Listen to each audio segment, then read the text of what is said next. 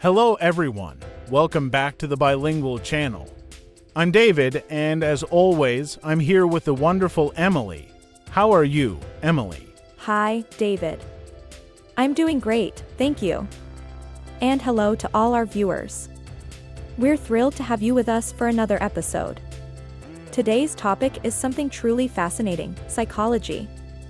Yes, today we'll dive into the world of psychology, exploring how our minds work, why we behave the way we do, and how understanding psychology can help us improve our lives. That's right. And we'll also cover some important vocabulary terms related to psychology. So if you're an English learner, this conversation will be a fantastic way to learn new words and understand them in context. Absolutely. Let's start with the basics.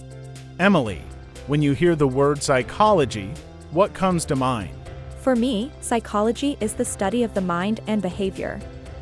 It's all about understanding what motivates people, how we perceive the world, and how we interact with others.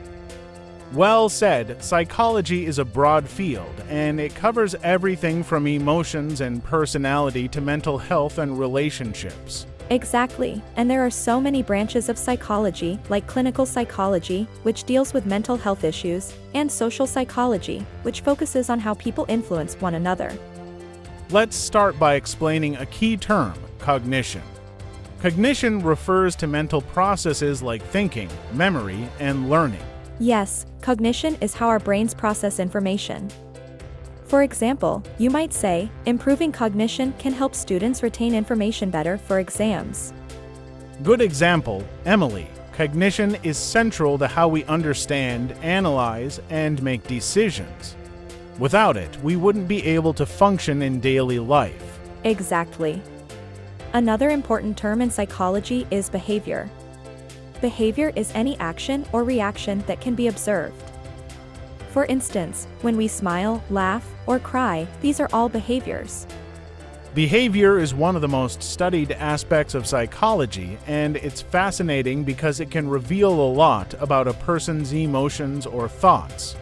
For example, the teacher observed the student's behavior to understand his learning style. Right, behavior often reflects what's happening inside the mind, even if the person isn't aware of it.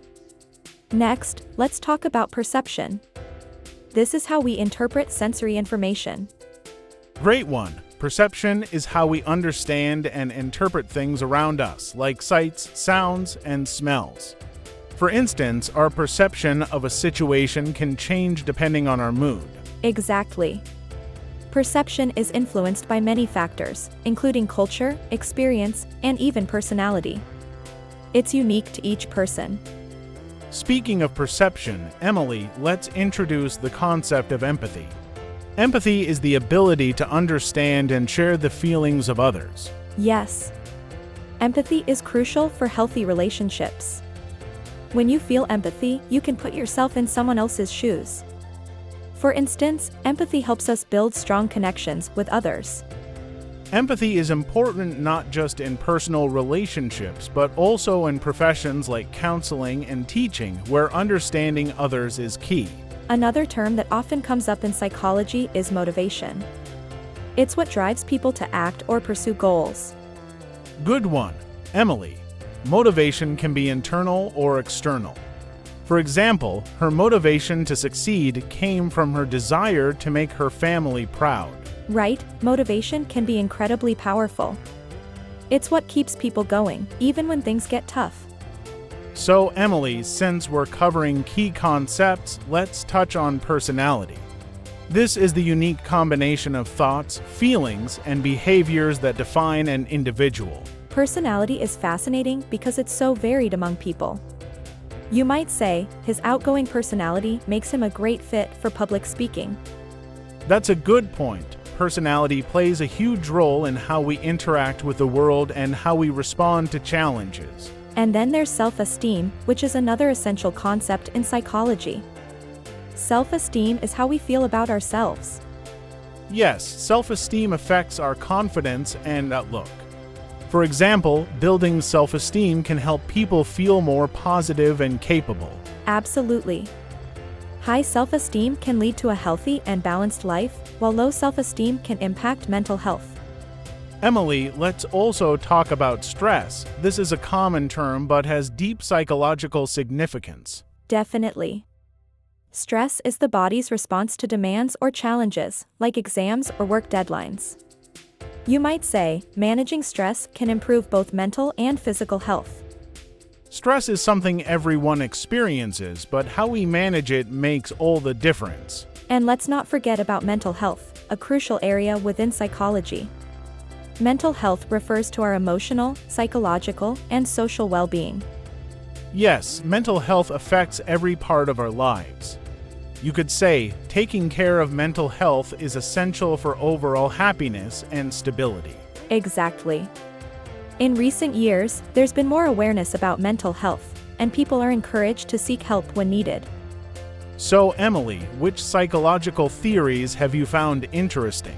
I really like Maslow's hierarchy of needs. It's a theory that describes a 5-tier model of human needs, from basic needs like food and shelter to self-actualization. That's a classic. Maslow's theory helps explain what motivates people at different stages of their lives. Another fascinating theory is cognitive behavioral therapy, or CBT. It's a type of therapy that helps people identify and change negative thought patterns. CBT is widely used in treating anxiety and depression. For instance, CBT teaches people to replace negative thoughts with positive ones. Yes, CBT has helped many people regain control over their thoughts and improve their mental health. Emily, what about positive reinforcement? It's a concept in behavioral psychology where rewards are used to encourage desired behaviors. That's a great one, David. For example, the teacher used positive reinforcement to reward students for good behavior. Positive reinforcement is commonly used in education and parenting. It helps shape behavior by providing encouragement. And self-actualization is another interesting concept. It's the realization of one's full potential, often considered the ultimate goal in life. Self-actualization is about becoming the best version of oneself. For example, achieving self-actualization is a lifelong journey. Yes, it's the final stage in Maslow's hierarchy and represents personal growth and fulfillment. Emily, this has been such an insightful discussion on psychology. I hope our viewers found it as interesting as we did. Absolutely. We've covered a lot, from cognition and behavior to empathy and self-actualization. And before we wrap up, let's quickly review the 5 key words we introduced: cognition, behavior, empathy, motivation, and self-actualization. Yes, and if you'd like to see examples of these words, check out the video description. Thank you all for joining us on the Bilingual Channel. We hope you enjoyed this episode and learned something new. And if you did, don't forget to like, share, and subscribe for more content like this. Until next time, take care.